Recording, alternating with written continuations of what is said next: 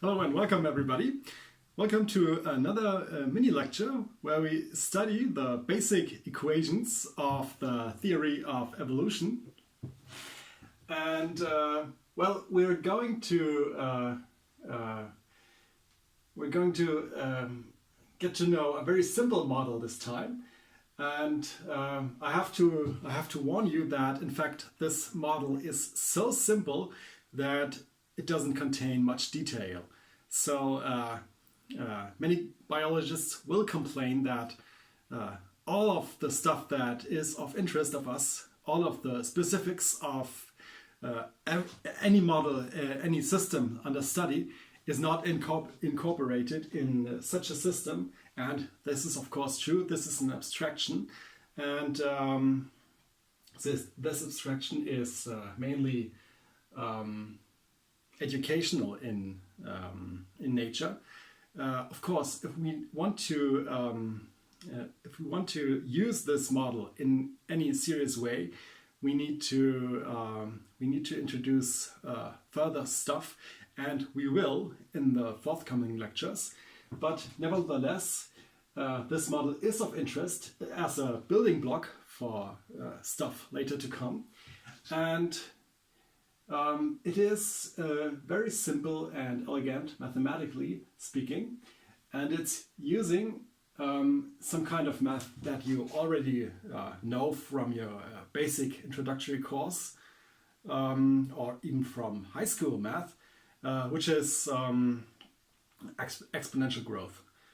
Maybe you have studied the growth of a bacteria population, or the decay of radioactive stuff or something like that.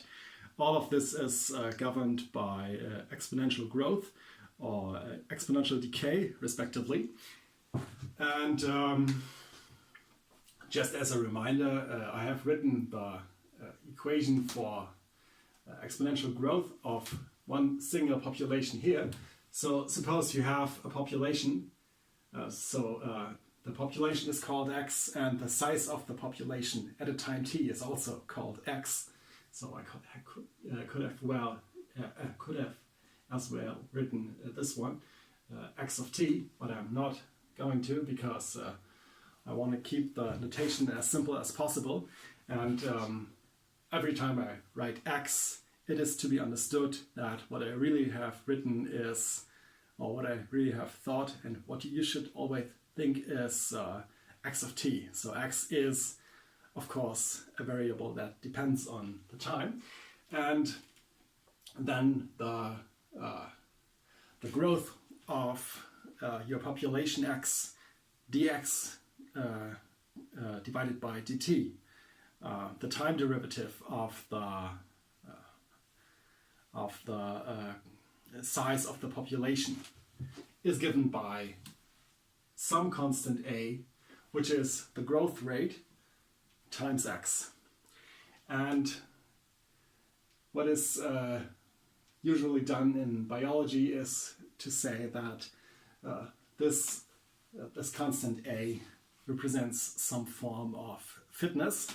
So this would be a fitness equation for a single population, and all of this should be very known to you. And what you should always also know is how to solve such an equation. You get the size of the population at time t, for every time t, by solving this differential equation, and the solution is given by x0 or x0, which is the size of the population at time 0 times e to the at. And you can see that this is indeed a solution by differentiating this term. And this is just to recap. Now we're going to use this knowledge about exponential growth to embark in our study of models of evolution. And as I have said, the first model, the model that we are going to study in this lecture, is very simple. we just do a sort of dumb thing. We just add a second population, y. So y of t is the size of a second population at time t, and the growth rate of this population is b. But apart from the growth rate, which is now b, not a, nothing has changed. So b grows in a similar manner as a.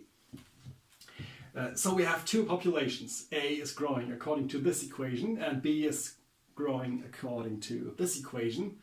And of course, we can immediately solve the differential equation for y, and we get y of t is y0 times e to the bt by a similar argument we used to solve this first equation.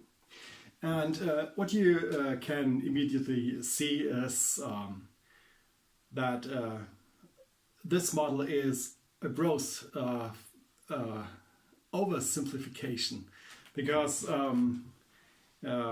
in evolution and in ecology, everything is about interaction between species, between populations. And the way that we have modeled things up to now is, of course, a way that basically says population A doesn't know anything about population B. There are two systems which live in mathematical isolation from each other. But nevertheless, this is interesting as a starting point, as a building block for models to come in future lectures. And one thing that we can do and that we should do is look at the ratio. Namely, or I should say, the evolution of the ratio. I mean the ratio of the two populations. So let's introduce a new variable, p, and p shall denote the ratio x divided by y. So the ratio of our first population and the second. And using these two equations for the populations, x and y, we can come up with an equation for the evolution of this new variable p. And it's going to turn out that the evolution of this variable p is very similar to what we know from these two. Well, just try to calculate the time derivative of p. Here we have a ratio, so if you remember from calculus, to get the derivative, you have to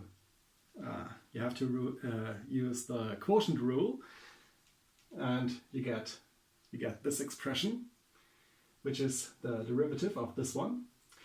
And now you use the fact that the time derivative of x is given by a of x.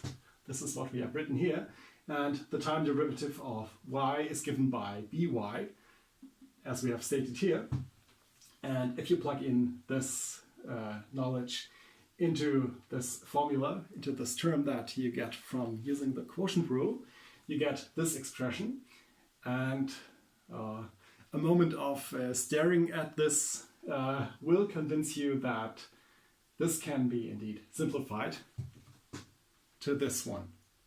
So you get that the time derivative of p is a minus b times xy, or we can write this even more simply as a minus b times p, because p is, remember, the ratio x divided by y. And now look, we have found equation that governs the evolution of p, and this is a minus b times p, and we can again use our knowledge of exponential growth to solve this, and we get that this ratio at a time t is given by p0, which is the ratio you start with, times a to the a minus b times t. And this concludes the first very simple model, and as I have mentioned, this is a starting point for models to come. We're going to work with this model, with these two models I should say, and we're going to introduce various stuff like we're going to look at mutations, we're going to look at systems where the number of individuals that fit into such a system is finite, and so on. But this is for a future lecture. So for this one, thank you for watching. Don't forget to like and subscribe if you want to see more mathematical biology on this channel, and see you next time.